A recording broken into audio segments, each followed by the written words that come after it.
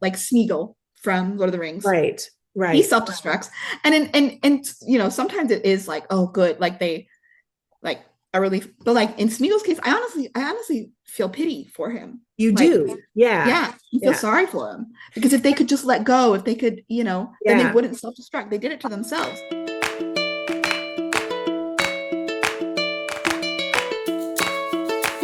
Welcome to Pajamas and Wrenches, the podcast where we share warm fuzzies for your creative well and cool tools for your creative challenges.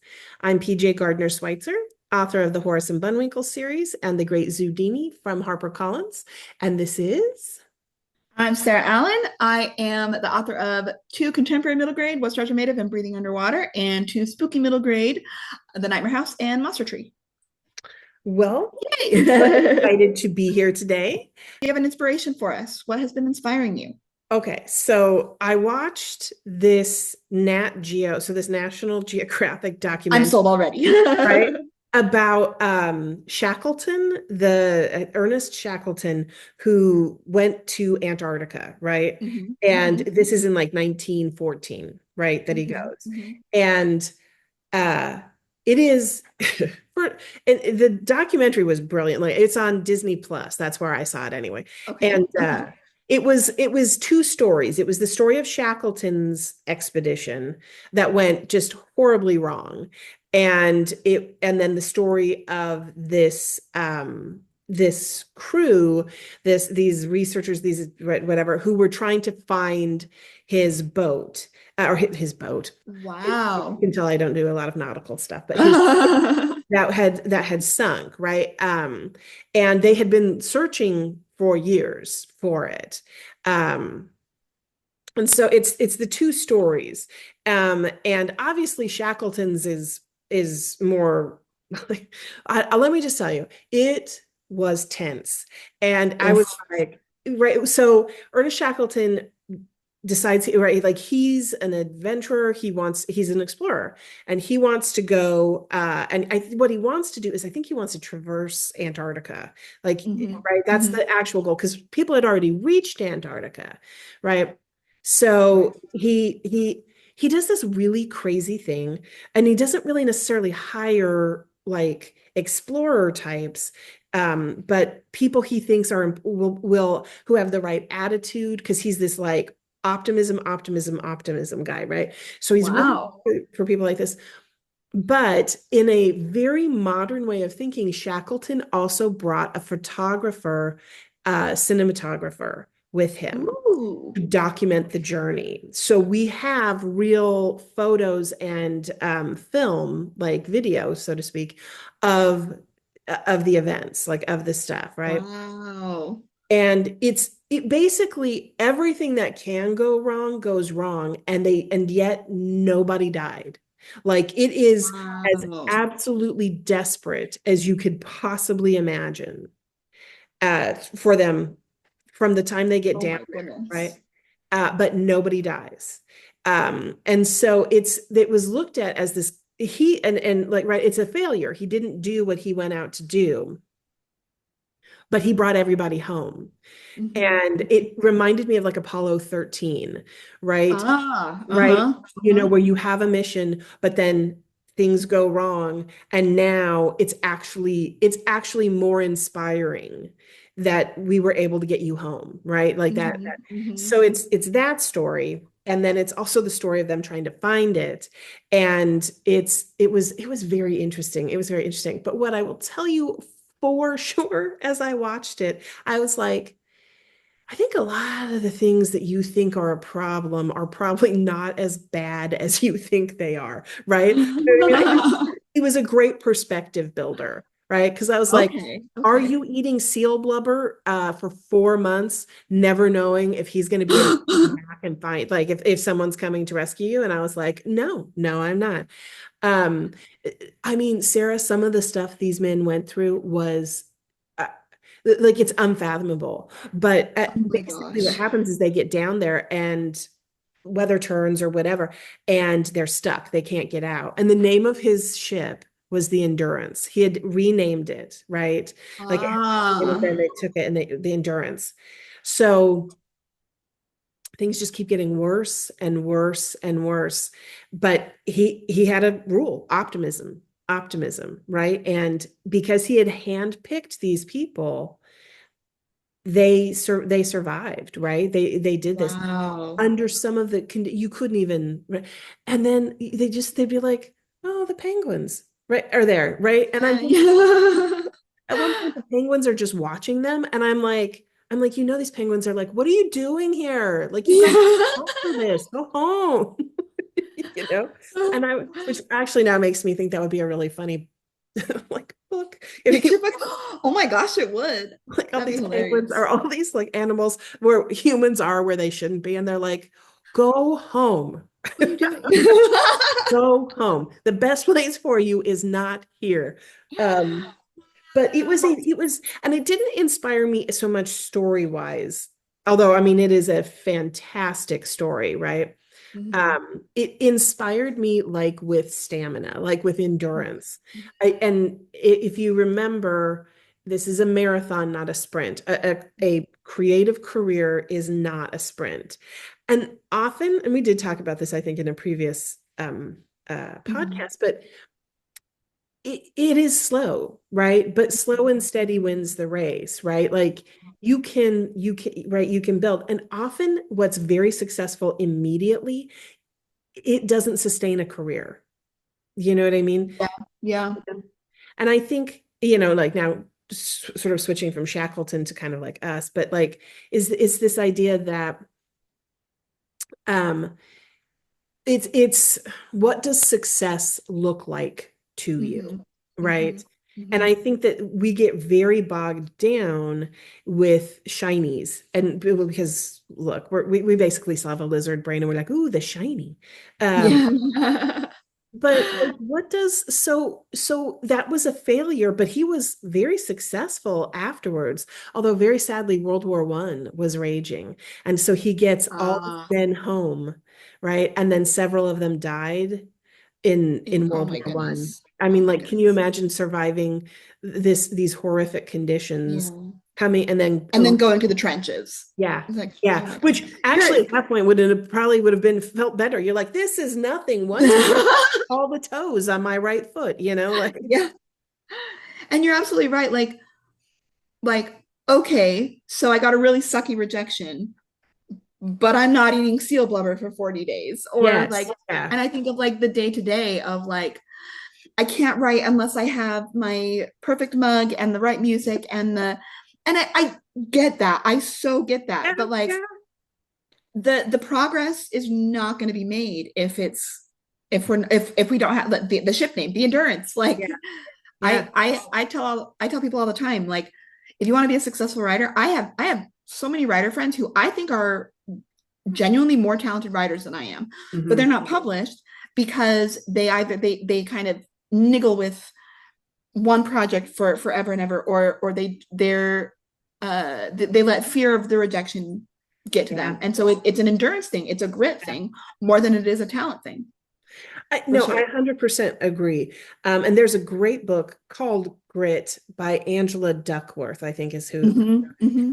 And she talks about it in that essentially, like, yes, Michael Phelps could have been successful, but if Michael Phelps didn't have grit, he's not the most decorated Olympian in the world ever, right? Right. Right, like, you know what I Yeah. mean? And so and it reminds me in some ways, I had friends, like, we used to say good, or it was good, better, bestseller, right? And so sometimes, right, Ah. right, and sometimes good is enough, and then sometimes you make it better, and then sometimes you're shooting for the bestseller, right? Like that's your best. No, but I know a lot of talented writers as well. I think something that people don't know how to do is finish. Like I Mhm, and trust me, that is rich coming from me. I have finished mhm. many books, but it's still, finishing things is very hard. Yeah. Um, and putting yourself out there. It's not 4 months on an ice floe praying that someone's going to come rescue you, right? Right, right. But it is tough. And Hmm. and especially It because I think is. in general, if you're a writer, and specifically you're a thinker, Um, Yeah. and you can really loop um, and never make progress. Uh, Yeah. but Yeah. also rejection sucks. It really sucks. Yeah. And a lot of people just never get comfortable enough with critique, with because like the saying, you can be the tastiest, juiciest peach in the world, and there'll still be somebody who doesn't like peaches. Yes. Right? Yes. Right. So It's you can be true. It's true. fantastic. Your story can be amazing. And there's still going to be people who are like, this is dumb. I hate this. Mhm. Or my favorite, like, because we write kidlit, my favorite is this book is kind of childish. No, It, this book feels like it was written for teenagers. yeah. Because it was. Like, Yeah. duh. Like, Yeah. I've gotten some, my most recent critique that I was like, huh, was one where they were like, they critiqued The Great Zudini. They were like, well, I didn't learn anything about the animals. Like, I didn't learn what they normally eat or their habitat or stuff like that. And I was like, there's a picture of a fennec fox with a stuffed rabbit on the cover. What what about this is also listed as fiction, my man. Yeah. Like, I'm not sure what you were looking for here, but this wasn't like an encyclopedia of animals. And Yeah. so, but yeah, like at some point you just go, and yet at the same time, they have every right to feel that way. And I'm not going to Sure. write back and be Sure. like, hey, you don't know any, hey, you feel Right, that right, way right. about it, But this is why the Shackleton style optimism and endurance is like maybe the most important characteristic in a creative life is because you're going to get stuff like Yeah. this all the way from silly to like Yeah. outright devastating, you know. And optimism, really optimism, I think is the key. And I can remember when I first started writing and I wanted to be traditionally published, and everyone was like, it's so hard. It's so hard to get an agent and all of these things. And I remember I was like, you have to make a choice about how your attitude about this. And Mhm. and the choice was, and I was like, but people are getting agents and people are getting book deals. So why not me? Yeah. Yeah. And that was a really powerful tool for me, was why not me? And when I in my healthier moments when I'm not fearful, why not me is still very, very powerful, right? Yeah. Why not? Yeah. I mean, anybody can hit the New York Times bestseller list. Anybody can win an award. Anybody can get $1 million deal, right? It's happening. Yeah. People are getting them. Why not me? Yeah. And all I can, but my part is I do the work and Yep. then I put it Yep. out there. Yeah. It So is. that's making me think of John Green on Vlogbrothers just the other day posted a video telling a story of the history of English soccer, which I know it's a sports story, but bear with me. Um, because it's a story of this team that was right on the verge of being relegated out of the professional leagues, which is like high chance that it destroys the club, like that they're gonna lose funding, everything. And if they tied or lost this game, they were out. They had to win in order to stay in the league. And at the very end, it was like seconds left, and they had the ball at the other side. The goalie left his station, went to the other side, and someone kicked it in. It missed, and this goalie like kicked it in and scored. And to this day, I think he's the only player that has ever scored like a goalie from anyway. Right, like a I goalie don't know scoring a sport. goal, right? But Yeah. basically, the important part of the story is they interviewed him afterwards, and they were like, "So did you think did you think that this was possible?" And he was like, "Oh yeah, always." And like that was his attitude. It's Yeah. like, of course, yeah, it's always possible. I love that. Yeah. Okay, so this reminds me of another sports story. I love football. So I love American No, this football. is Right. pajamas and wrenches and sports.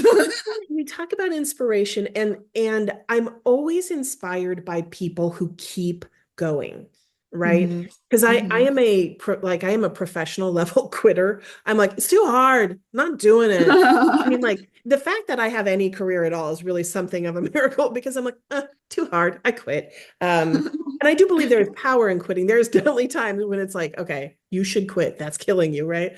But Right, right. so, the attitude of, yeah, always I thought it was possible. And then there's also the attitude of, I just don't stop doing my best, no matter what else is happening. There was a game, my husband's a Chicago Bears fan, and they were playing, this is many, many years ago. And they were playing the Arizona Cardinals, and the Cardinals were kicking the Bears' butt, and my husband was not happy. And there was one defensive guy, and he was playing as if it was a 3-point game, as if like everything was on the line, instead of it was basically becoming a blowout, right? Yeah. And he played so ferociously and with such full commitment. He literally turned the tide of that game. He had a couple of big plays, and then it was like the rest of the team was like, wait a second, it isn't over. And in the end, they won, right? That's amazing. Right. And I think about that and I'm like, that's not necessarily my nature, right? And yet I very much admire it, and I want it to be my nature. I want to be like that. And maybe in some ways I am, right? Like maybe we are, but I think even wanting and cultivating that shows that you have that in your nature. Yeah. But really, I think that's where success comes from. Success is, you are not going to beat me down. I am not, like, I do get low. Everybody's going to take hits. That's just how it goes, right? We take hits. But I get knocked down, but I get up again. Yes, that's what I mean. Yeah, that's actually on my encouragement playlist song. Oh, nice. We do. And that's just a normal part of it. But it's also fair at times to stay down for a while. It's okay to recuperate, because you can't be like that 24/7. So sometimes you do have to practice that self-care. Anyway, so that was, I mean, we have talked a lot about this. I'm looking at my mom and I'm like, oops. So that was my, so keep going, everyone. Yes, you can do it. So Sarah, do you want to talk about what has been maybe challenging you lately? Yes. And it's kind of funny. I was going to say it's very much switching gears, but actually in a funny way, it's kind of sticking on this topic, because I want to talk about self-destructive villains. Okay. So the opposite, anyway, heroes that conquer and then villains that defeat themselves. So to kind of introduce this challenge of the angle the challenge that I've been facing. And I've had some thoughts this week, and so I'm curious to see what you think of this. So I want to go to a very memorable episode of The Big Bang Theory, which I know I have talked about on this podcast before. But Sheldon finally gets Amy, his girlfriend, to watch Raiders of the Lost Ark. Okay. And the whole movie, he's just like watching her reaction because she's never seen it before. And at the end, he's like, isn't that the best thing in the entire world? And she's like, sure, that's fine. And he's like, what? And she's like, well, besides the glaring story structure problem. And he's like, what are you talking about? And she's like, that Indiana Jones has no influence whatsoever on the plot. And he's like, what? What are you talking about? And she's like, without Indiana Jones, the Nazis still find the Ark. They still take it to the island. They still open it, and they still get their faces melted off. Indiana Jones changes nothing. Yeah. And Sheldon is like, how dare you? Oh, no, like, no. Mad. Yeah. And the rest of the episodes, the three friends, they're like trying to find a way that Indiana Jones like changes things. And they're like, oh, except it would have still done. Anyway. Yeah. And they all laugh about it. But, I still think that movie works because Indy is still a very proactive character making choices. And it's not like plots happening around him. He is still like the ultimate outcome. He doesn't change, but he's still making decisions. So my challenge is, what I've been wondering, the adult book that I am working on, I love a self-destructive villain. I have a hard time with self-destruction because I feel like self-destruction is sort of like it's the natural outcome of evil. Mm-hmm. I think of badness. And I don't think any particular human is evil, but if they're going to behave in evil ways, then it's not sustainable. Mm-hmm. And so I love thematically what having a self-destructive villain says. Mm-hmm. And I want to have that in this adult novel that I'm writing. And it is superheroes. So it's superheroes and a supervillain. And as I'm outlining and plotting this story, I want the supervillain to her own hubris and greed to be her own downfall. And so my question, I've been trying to figure out how to do this without that Indiana Jones problem, or alternatively wondering if I even care that it's a problem and just like letting it happen anyway. With all that, my challenge is, how do you write a satisfyingly self-destructive villain as opposed to one where it feels cheaty, like yeah fair?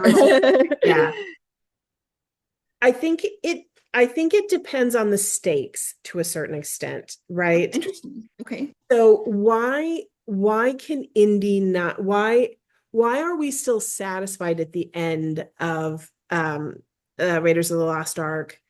Because it was, Indy didn't punish them, God punished them, right? Uh-huh.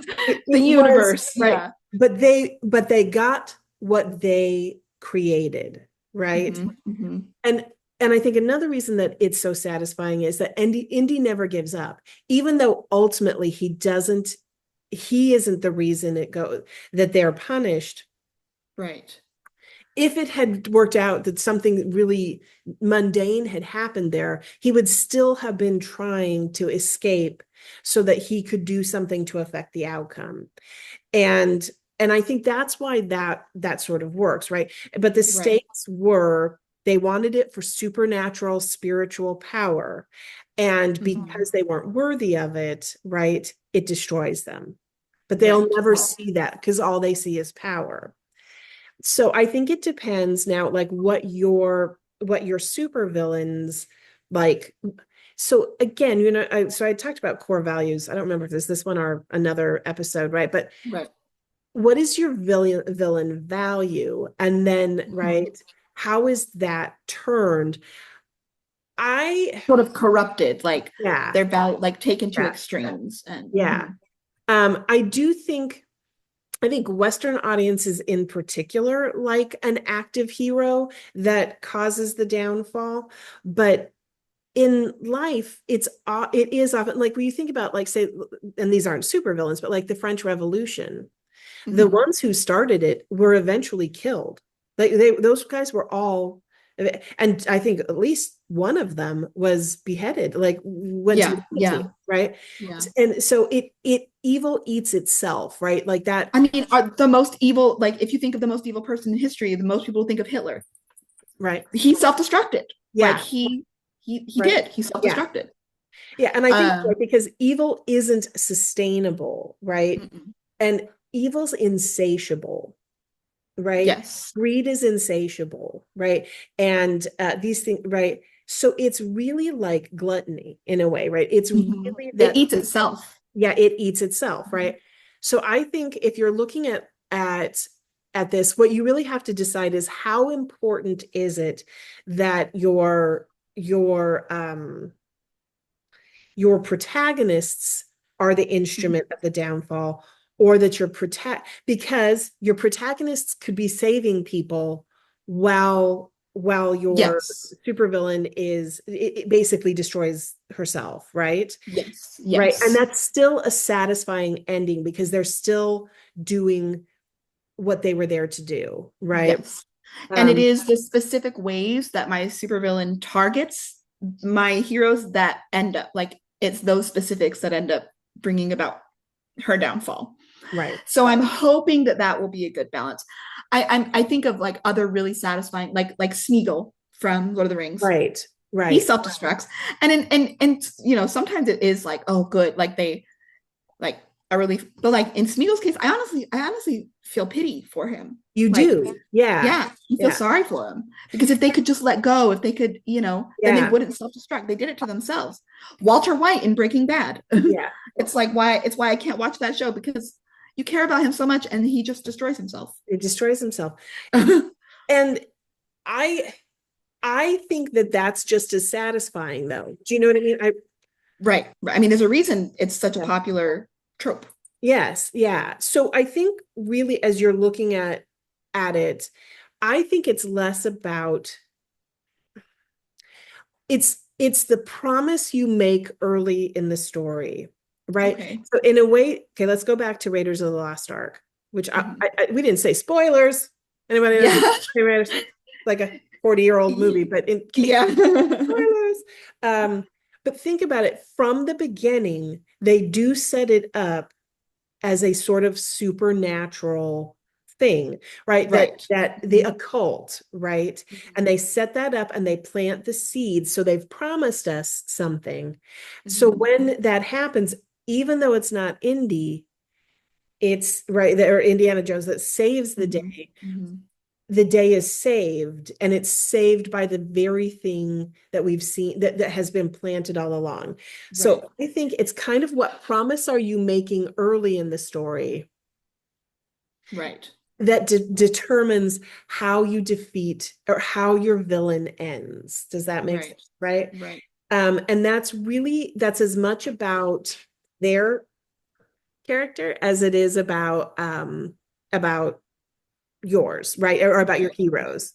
Uh-huh. I don't know. Does that help at all? Like, I mean, is that Yeah. Yeah. I think so. I think and I think what you said, especially about planting clues, because I keep thinking in Raiders of the Lost Ark is a perfect example of it is literally Deus Ex Machina, like it is God in yes, the box, but yeah, it's not actually because they like it's not out of nowhere. It's yeah, not it you're exactly it's the planting the seed, the promises yes, all along that we yeah, know something we know that yeah, we know that there's power there, you yeah. know.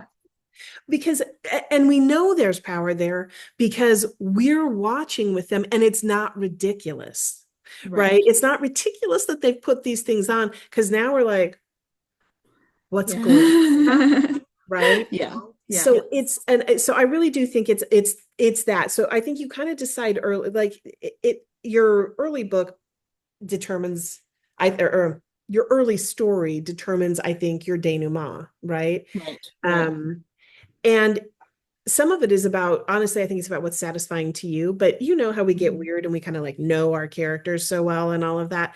Yeah. I think your character will tell you, I really do, if you know her well enough, will tell you how she ends. Yeah. And, Yeah. because a villain is the hero of their own story. A villain Hmm. isn't evil in their own Hmm. heart, right? They're not bad. What they want and they're not irrational. It makes total sense to them, right? Yeah. Yeah. And so, Absolutely. right. And yet it's entirely destructive.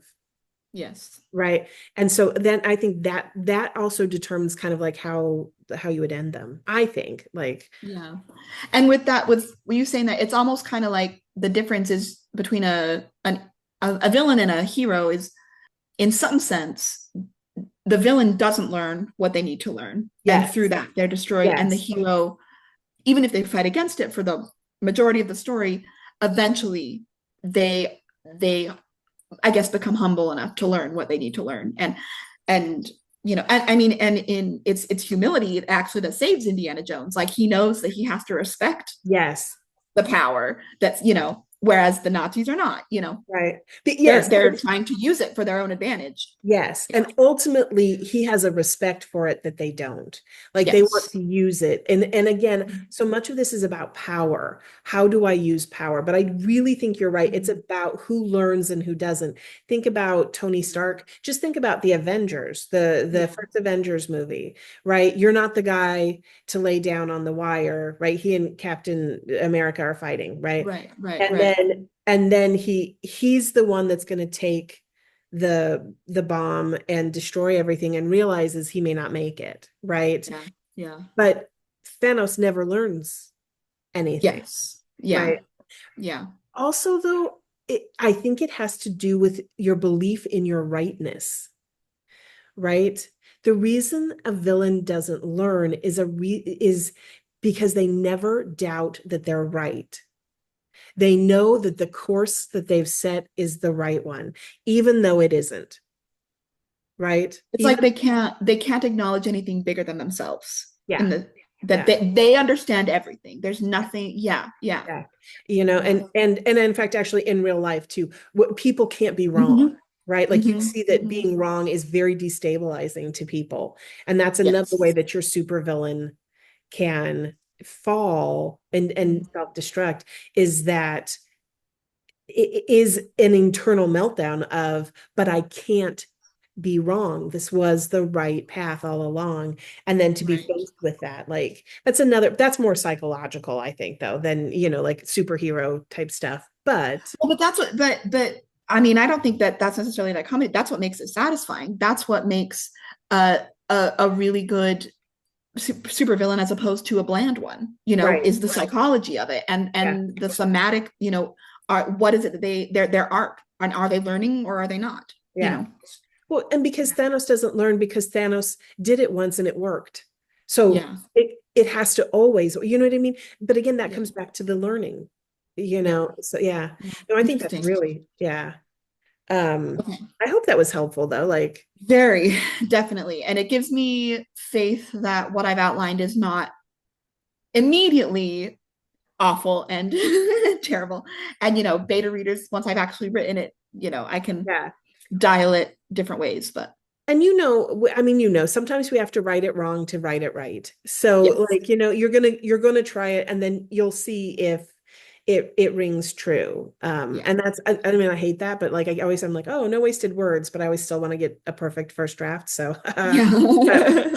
you know, again, but a villain is to a adventure story like these stories, Hmm. Hmm. as a romantic hero is in a romance, like right? Right. Your villain is only as good, or your heroes are only as good as your villain, right? Yeah. And Yeah. in a romance, right, like the love story is only as good as your characters because we have to believe in them, right? They have Yeah. to be worth the effort. So, a cartoonishly over the top villain works in a certain circumstances, but for the most part, we need a villain who's real, like Yeah. who has real motivations and stuff. Yeah. Absolutely. Well, thank you. That is very, very helpful. And speaking of being more helpful, you have a resource for us. I Yes. do. Now, I have talked to Sarah about these before, and she does not use them, but I love them. It is the Emotion Thesaurus. It's a writer's guide to character expression, by Angela Ackerman and Becca Pulizzi. And there's a whole series of these. And like I also have the Emotional Wound Thesaurus. I find, Wow. yeah, like there's a bunch of these, and this thing's thick too. Um, Yeah. and then there's actually a really thick emotion thesaurus. And every year I'm like, I'm going to ask for that for Christmas. Yeah, I will this year. So one of the reasons I like it, and I'll just give you an example. So it says there's like excitement, the definition of it, the physical signals, the internal sensations, mental responses, cues of acute or long-term excitement. And then it may escalate to, and then there's other emotions that then they have things in the book for. So you could go to those. And then they have, all of these, and they've got writer's tips. I love it.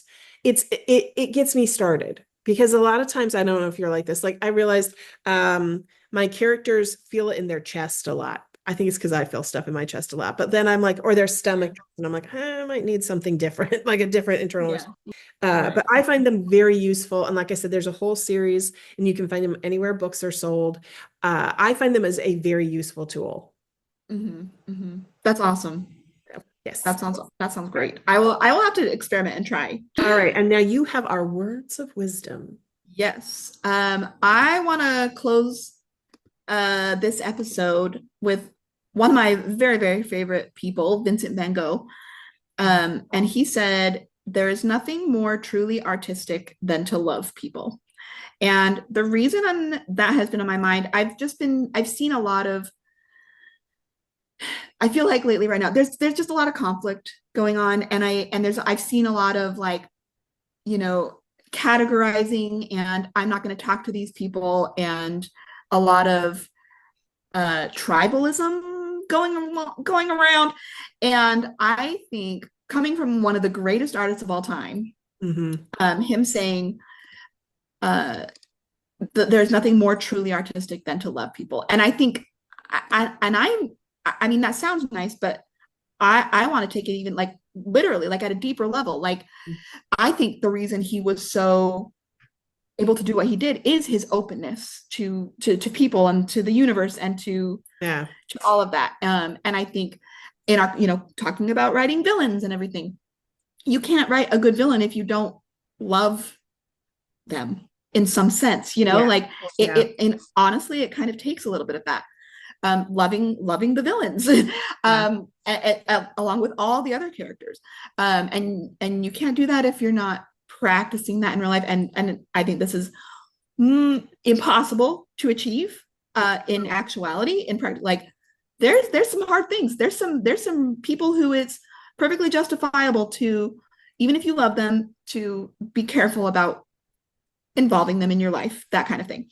Yeah. But that openness, that love of everyone, I think is a wise way to live an artistic, creative life. Well, I think that was a wonderful way to end. I think that's good.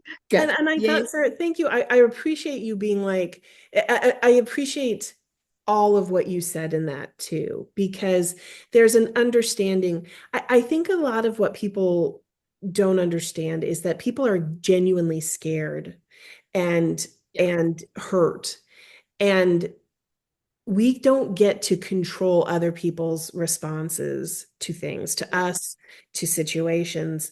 We can be sympathetic and kind to them as they're going through whatever that is, but absolutely, you still need to be safe. You still need yes and you can still be ultimately loving within that, that I think so too. In fact, even the loving for someone who is unsafe, the loving thing is to not let them have opportunities to be hurtful.